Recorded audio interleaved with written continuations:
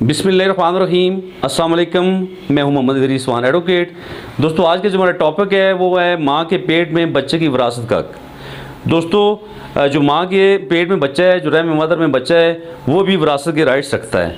और फुकाए कराम इस बात पर इत्फाक़ करते हैं कि माँ के पेट में जो मौजूद अमल है, दो शराइत पूरी करने की सूरत में वो वारिस बन सकता है।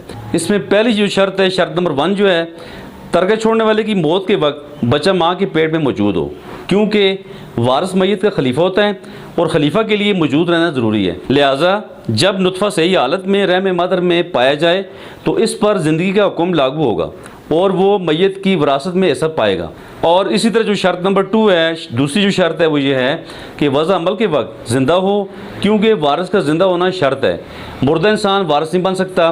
कुरान मजीद फुरकान हमीद में फरमाया गया है कि यूसीकुमुल्लाहु फी औलादिकुम। तर्जुमा इसका ये है कि अल्लाह तुम्हें तुम्हारी औलाद की विरासत के बारे में हुक्म देता है। लिहाजा पैदा होने वाला बच्चा भी औलाद के ज़ुमरे में आने की वजह से मैयत का वारिस ठहरेगा और तरका में हिस्सा पाएगा।